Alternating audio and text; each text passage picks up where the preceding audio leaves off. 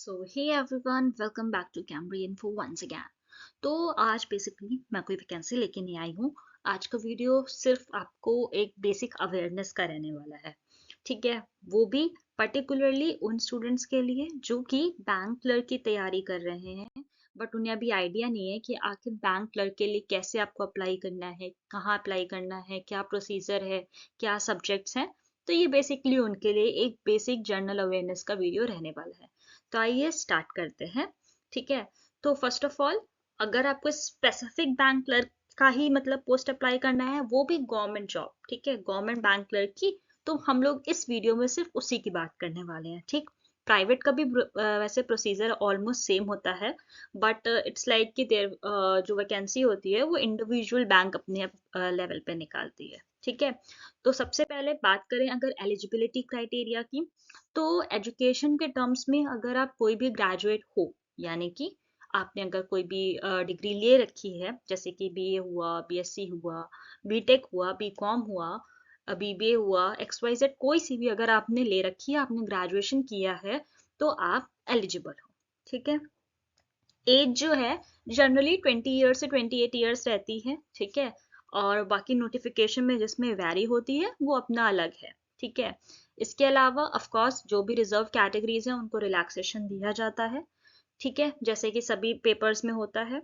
और लैंग्वेज का सीन ये रहता है कि आप जिस भी स्टेट से अप्लाई कर रहे हो, आपको वहाँ का लोकल लैंग्वेज आना चाहिए। For example, you are applying from Uttar Pradesh, so you must know Hindi. ठीक है, if you are applying from Gujarat, then you must be aware about Gujarati, right? Because bank clerk is a job जहाँ पे आपको customer dealing भी करना होगा। ठीक है, तो अगर आप वहाँ का ही लोकल लैंग्वेज नहीं बोल पाओगे तो इट डजंट मेक सेंस। ठीक है, तो ये हो गई बेसिक रिक्वायरमेंट्स।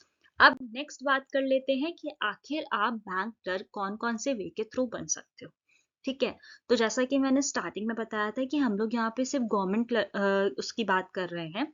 तो गवर्नमेंट के लिए क्या रहता है कि आपका ये पहला होता है IBPS क्लर्क का पेपर एक। ठीक है, जिससे कि आपके जितने भी PSUs हैं, आप उसमें बैंक क्लर्क के पोस्ट पे ज्वाइन करते हो।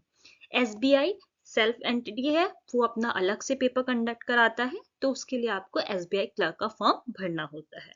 इसके अलावा जो थर्ड ऑप्शन है वो होता है आपके पास RRB क्लर्क का।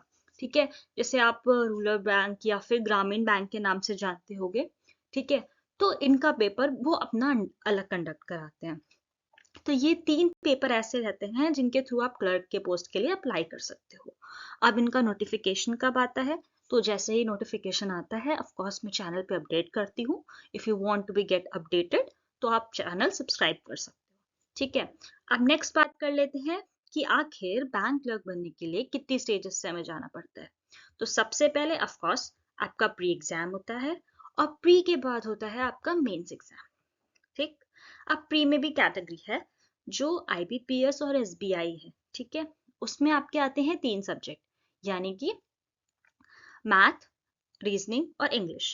ठीक है, पर जो RRBs है उसमें सिर्फ आपका क्वांट और रीजनिंग आता है। ठीक है, और मेंस में तो ऑफ कोर्स आपके सारे सब्जेक्ट इंक्लूडेड होते हैं। अब हम लोग बात कर रहे हैं क्लर्क की, तो जो ये गवर्नमेंट वाले हैं जनरली अभी तक तो यही है, तो इसमें अभी इंटरव्यू नहीं होता है। ठीक है, IBPS में भी नहीं है, RRBs में भी नहीं है, SBI में भी नहीं है। डॉक्यूमेंट वेरिफिकेशन स्टेज होती है, ऑफ कोर्स होती है, बट एक जो एक हाई लेवल इंटरव्यू होता है वो चीज इसमें नहीं है। PO के पोस्ट में है, डेफिनेटली है।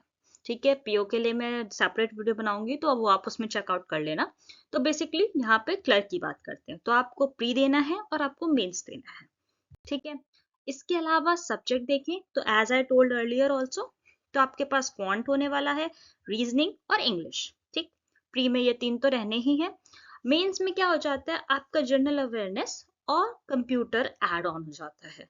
इन सब्जेक्ट्स को भी इसमें ऐड कर दिया जाता है। ठीक है, अब इसके अलावा भी अगर इसमें भी कोई डाउट आ रहा है इस पूरे कंटेंट को देखने के बाद, तो आप ऑफ कोर्स कमेंट सेक्शन में पूछ सकते हो, या फिर डायरेक्टली आप मेल भी कर सकते हो अपना डाउट। मैं ट्राई करूंगी रिजॉल्व करने का। ठीक है, और सबसे बेस्ट ये है that it is a pretty good job. ठीक है, जिसका पे स्केल भी अच्छा है।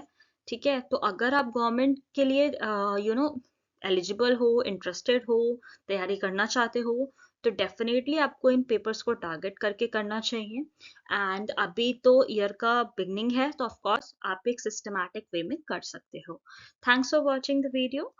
Hope you guys like the video. Bye bye.